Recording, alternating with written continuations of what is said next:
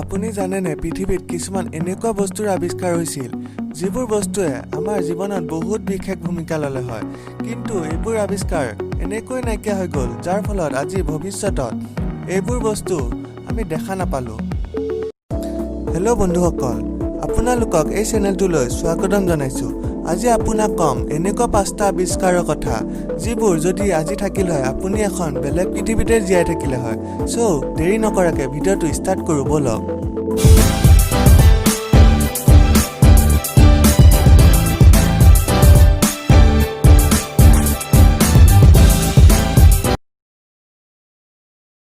আমি সদায় জীৱনত গ্লাছৰ ব্যৱহাৰ কৰো আপুনি নিজকে সোৱাৰ পৰা বেলেগক সোৱা মানে মোবাইলত ফটো সোৱা পৰ্যন্ত গ্লাছৰ ব্যৱহাৰ কৰে মোবাইলৰ গ্লাছ আনকি বহুত দামী গ্লাছ আজিলৈ বনোৱাৰ ভিতৰত সকলো গ্লাছ চেষ্টা কৰিলে ভাঙে বুলি আপুনি জানেই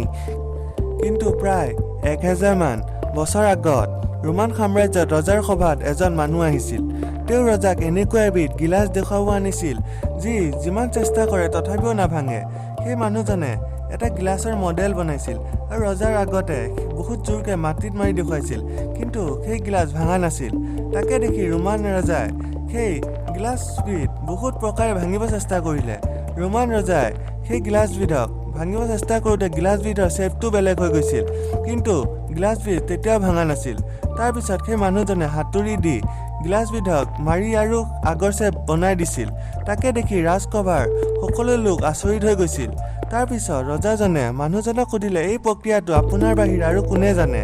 তেতিয়া মানুহজনে ক'লে যে গোটেই সাম্ৰাজ্যত এই প্ৰক্ৰিয়াটো মোৰ বাহিৰে আৰু কোনো নাজানে তাৰ পিছত ৰজাই সেই মানুহজনৰ হত্যা কৰিছিল কিয়নো সেই গ্লাছৰ কথা যদি সকলোৱে জানিলে হয় তেতিয়া সোণ ৰূপৰ মূল্য বহুত কমি গ'লে হয় আপুনি ডাটা কম্প্ৰেছ কৰা বিষয়ে শুনিছেনে আগতে কম্পিউটাৰবোৰত ফাইলবোৰ ষ্ট'ৰ কৰিব বহুত কষ্ট আছিল আপুনি যদি 2GB ষ্ট'ৰেজৰ মেমৰি কাৰ্ড এখনতে যদি 128GB ষ্ট'ৰেজ ষ্ট'ৰ কৰিব পাৰে আপোনাৰ কেনেকুৱা লাগিব কিন্তু এইটো সম্ভৱ কৰিছিল জেমছ লট নামৰ ব্যক্তি এজনে ইলেক্ট্ৰনিক টেকনিচিয়ান জেমছ লটে ডাটা কম্প্ৰেছৰ এনেকুৱা এটা টেকনিক উলিয়াইছিল য'ত এখন 500MB মানৰ হলিউড মুভি মাত্ৰ 8KB ষ্ট'ৰেজত সংগ্ৰহ কৰিব পাৰি তেওঁ ফিলিপছ কোম্পানীৰ ওচৰত এই টেকনিকটো দেখুৱাইছিল য'ত তেওঁ 64KB ষ্ট'ৰেজত 8খন মুভি চলাই দেখুৱাইছিল কিন্তু এই চিপটো যদি মাৰ্কেটত আহে ফিলিপছ কোম্পানীটোৰ বহুত লোকচান হ'ল হয় যাৰ কাৰণে এইটো চিপ সিহঁতে মাৰ্কেটত কেতিয়াও অনা নাছিল তাৰ পিছত কেইদিনমানৰ পিছত 1999 চনত জেমছ লটৰ মৃত্যু হৈছিল আৰু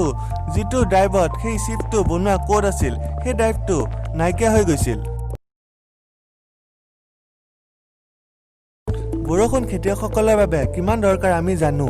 বহুত সময়ত বৰষুণৰ দৰকাৰ হয় কিন্তু বৰষুণ দেখা নাযায় সেইবাবে আমি ভেকুলী বিয়া পাতিব লগা হয় কিন্তু এটা সময়ত অষ্ট্ৰিন বৈজ্ঞানিক উইলহেম ৰেইছে এনেকুৱা এটা মেচিন বনাইছিল যিটোৰে বৰষুণ সৃষ্টি কৰিব পাৰে হয় তেওঁ সেই মেচিনটোৰে সেই ঠাইখিনিৰ বতৰটোৰ লগত এনাৰ্জি মিলাই বৰষুণ সৃষ্টি কৰিব পাৰে যি মেচিনটোৰ নাম আছিল ক্লাউড বাষ্টাৰ আৰু 6 জুলাই 1953 চনত তেওঁ মেচিনটো ৰাতিপুৱা ইউজ কৰিছিল আৰু সন্ধিয়া বৰষুণৰ সৃষ্টি হৈছিল কিন্তু এইটো এক্সপেৰিমেণ্টৰ পিছত এই মেচিনটোৰ কেতিয়াও আৰু ইউজ হোৱা দেখা নগ'ল কিয়নো তেওঁৰ এইটো আৱিষ্কাৰ ইলিগেল কৰি দিছিল আৰু যাৰ কাৰণে তেওঁক জীৱনভৰ জেলৰ শাস্তি দিছিল আৰু এই আৱিষ্কাৰবিধ তেনেকেই নাইকিয়া হৈ থাকিল নিকোলা টেছলা এজন বহুত ডাঙৰ বৈজ্ঞানিক আছিল যাক আমি বহুতে চিনি পাওঁ যাৰ বহুত আৱিষ্কাৰে মানুহৰ জীৱনত বহুতো সহায় কৰা দেখা যায় কিন্তু নিকোলা টেছলাৰ এনেকুৱা কিছুমান আৱিষ্কাৰ আছিল যিবোৰ তেওঁৰ লগতে নাইকিয়া হৈ গৈছিল তাৰে এটা আৱিষ্কাৰ হৈছে ডেথ ৰে তেওঁৰ 1930 চনত পাৰ্টিকল বিমৰ আৱিষ্কাৰ কৰিব ওলাইছিল যাক ডেথ ৰে বুলিও জনা যায় এবিধ এনেকুৱা ৱেপন আছিল যাৰ ফলত এই ৱেপনবিধ যোন দেশৰ লগত থাকে সিহঁতে বহু মাইল দূৰৰ পৰাই শত্ৰুৰ এয়াৰক্ৰাফ্টবোৰ নষ্ট কৰিব পাৰিল হয় কিন্তু কোৱা মতে এই ৱেপনটো নিকোলা টেছলাই কেতিয়াও সম্পূৰ্ণ কৰিব নোৱাৰিলে কিয়নো এই ৱেপনটো বনাবৰ কাৰণে তেওঁক যিমান বস্তু আৰু টকাৰ প্ৰয়োজন হৈছিল সেইখিনি তেওঁ কেতিয়াও নাপালে সেইখিনি সময়ত এনেকুৱা ৱেপন বনোৱাটো সকলোৱে অসম্ভৱ বুলি ভাবিছিল সেইবাবে তেওঁ কোনো কোম্পানী নাইবা কোনো দেশে সহায় কৰা নাছিল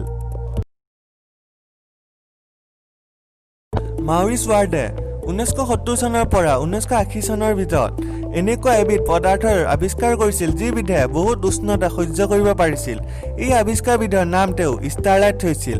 এটা টিভি শ্ব' সায়েন্স এণ্ড টেকনলজিৰ সহায়ত তেওঁ এই আৱিষ্কাৰটোৰ বিষয়ে জনসাধাৰণক জনাইছিল এই পদাৰ্থবিধে 10,000 ডিগ্ৰীৰ ওপৰৰ উষ্ণতা সহ্য কৰিব পাৰিছিল আৰু নিউক্লিয়াৰ বিস্ফোৰণৰো এই পদাৰ্থবিধে সহজতে সহ্য কৰিব পাৰিছিল এটা এক্সপেৰিমেণ্টত তেওঁ দেখুৱাইছিল যে যদি এটা কণীক ষ্টাৰলাইটেৰে ঢাকি দি জুইত যদি দি থৈ দিয়া যায় তেতিয়া সেই কণীটোৰ একো নহয় এই আৱিষ্কাৰবিধৰ ফৰ্মুলা মাউৰিছ ৱাৰ্ডে কাকো জনোৱা নাছিল যি কাৰণে তেওঁৰ মৃত্যুৰ পিছত এই আৱিষ্কাৰবিধো নাইকিয়া হৈ গ'ল এই পদাৰ্থবিধ কেনেকৈ বনায় এতিয়া কোনেও নাজানে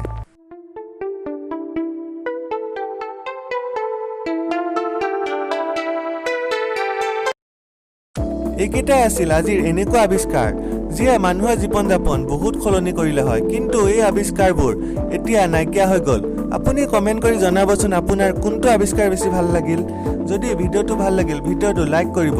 এই ভিডিঅ'টোৰ আৱিষ্কাৰবোৰৰ বিষয়ে লগৰবোৰকো জনাব এনেকুৱা বহুতো ইণ্টাৰেষ্টিং ভিডিঅ'ৰ বাবে চেনেলটো ছাবস্ক্ৰাইব কৰিব আৰু বেল আইকনটো ক্লিক কৰি দিব